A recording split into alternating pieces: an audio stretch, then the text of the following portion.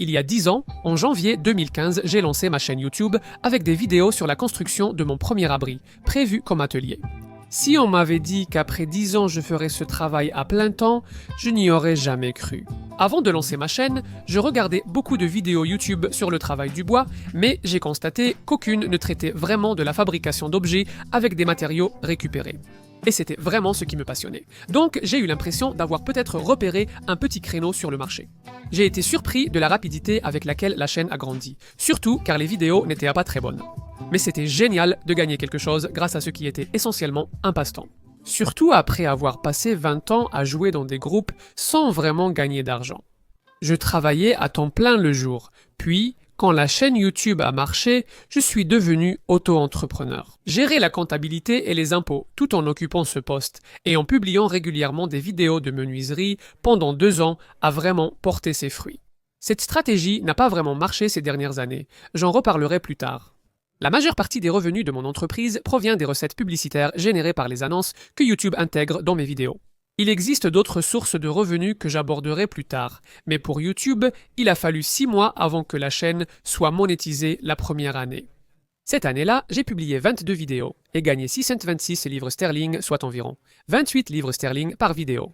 Quand on considère que je fais principalement des vidéos de projets qui prennent en moyenne environ 30 heures à réaliser, ça fait moins de 1 livre sterling de l'heure. Cela s'améliorera avec le temps dans les années suivantes. Non seulement la chaîne sera monétisée pendant toute l'année, plutôt que seulement 6 mois, mais en plus, mon catalogue de vidéos continuera à générer des revenus. En plus des nouvelles vidéos que je publie chaque année, la deuxième année, j'ai publié 60 vidéos. Je ne sais pas comment j'ai fait ça en travaillant à temps plein. Au fait, vous verrez aussi un grand pic vers la fin de l'année.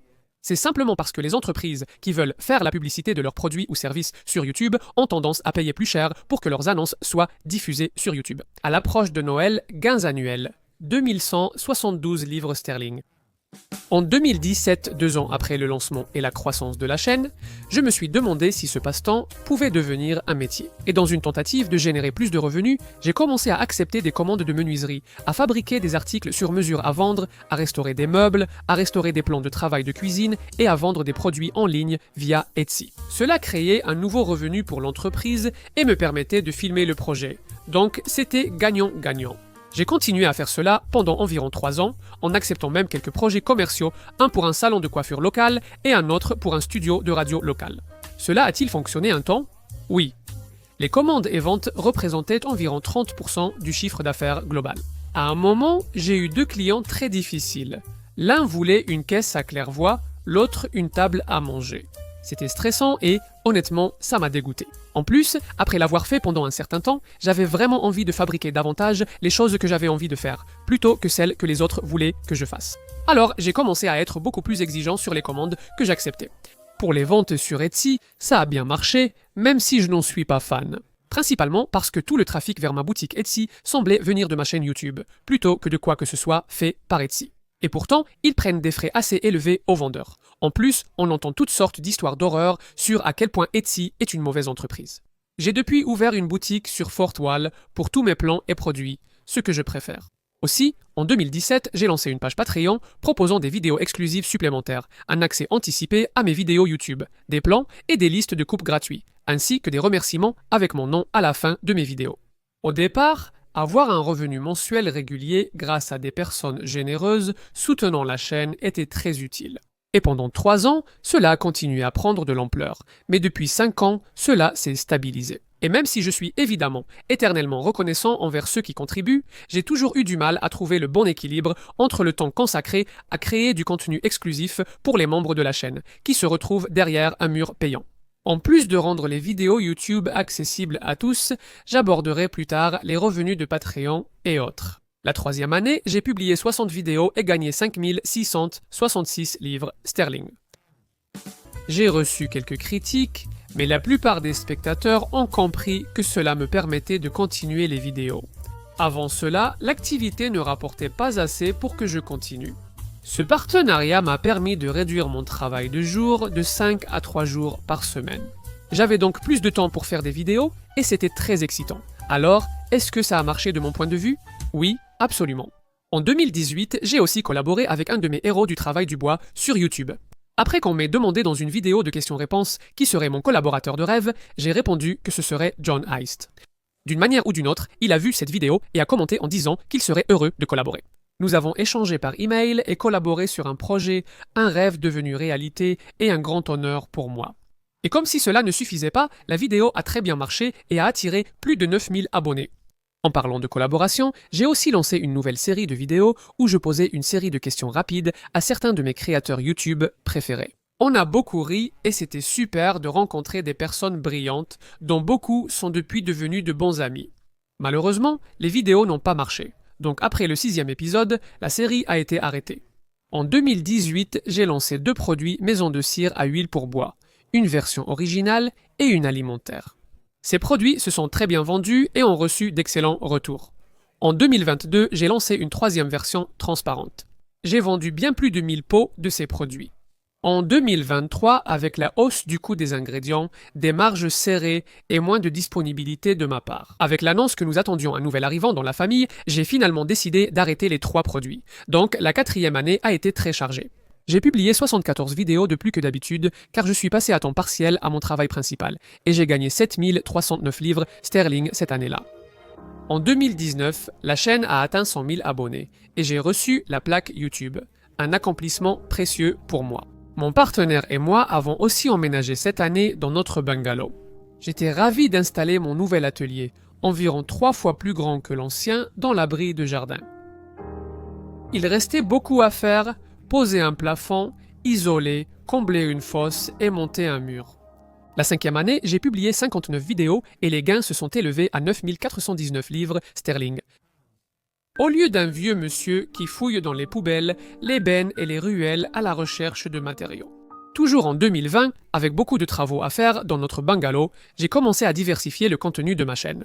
Je suis passé de la menuiserie au bricolage, avec de nombreux travaux de rénovation à faire. Ça m'a apporté quelque chose de nouveau qui m'enthousiasmait, et les vidéos de bricolage ont rapidement dépassé celles de menuiserie, ce qui a été un grand succès et a maintenu mon intérêt. En 2020, lors de la pandémie mondiale, ce qui était évidemment terrible à bien des égards. Ceux qui faisaient des vidéos et les mettaient en ligne voyaient une augmentation du nombre de vues, et donc de revenus. De nombreux gens passaient plus de temps chez eux à regarder des vidéos. Je travaillais toujours à temps partiel à mon emploi de jour. Mais je m'étais toujours promis que dès que je pourrais gagner plus avec mon entreprise qu'avec mon emploi de jour, je démissionnerais. Alors je l'ai fait. J'ai quitté mon emploi pour devenir créateur de contenu à plein temps, et je ne l'ai jamais regretté. J'ai également construit mon second abri cette année, ce qui a abouti à ma vidéo la plus populaire, avec environ 25 millions de vues sur YouTube et plus de 20 millions sur Facebook. Folie en 6e année, 66 vidéos publiées et 18 397 livres gagnés. J'ai aussi créé une boîte à bagues artisanale à cette période. Pourquoi ? En 2021, je me suis marié avec Réa, sûrement ma plus grande réussite. Les rénovations du bungalow ont continué, ainsi que les vidéos de menuiserie. Cette année-là, mon ami Matt de Badger Workshop et moi avons lancé le podcast Workshop Banter sur la menuiserie. Nous avons fait 43 épisodes, c'est toujours très amusant de discuter avec Matt et ça a vraiment bien marché. Nous avons souvent figuré en tête des podcasts d'artisanat et chaque épisode est aussi sorti en vidéo sur YouTube.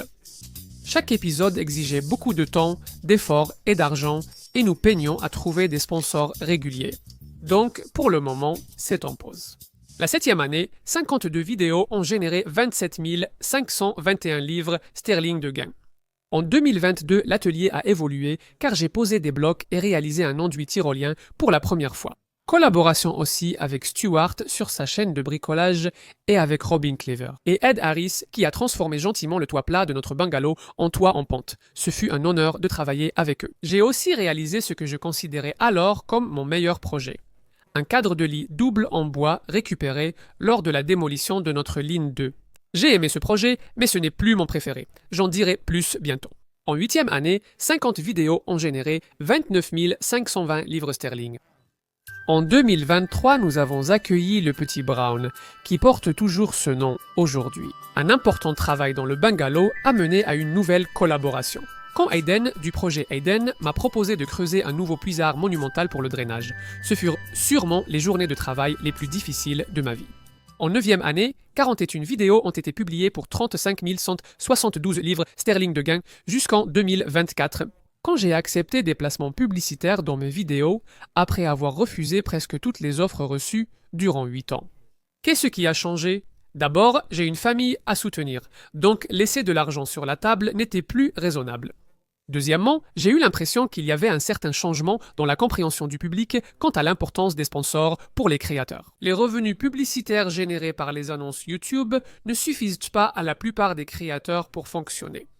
Je continue d'être exigeant en ce qui concerne les sponsors. Je refuse toujours la majorité des partenariats avec des marques qu'on me propose, mais je continuerai à en accepter dès que je sentirai qu'il y a une bonne adéquation. J'ai lancé une série de vidéos, Junk Hunt, où je cherche des matériaux abandonnés pour créer des objets à partir de mes trouvailles. Nous en sommes actuellement à 3 épisodes et le dernier, je l'ai fait en collaboration avec Matt de Badger Workshop, ce qui était vraiment amusant. Cela a été un énorme succès pour ma chaîne, car chaque épisode attire un nombre incroyable de nouveaux abonnés. J'ai aussi créé ce que je considère désormais comme mon meilleur projet, une table à manger extensible.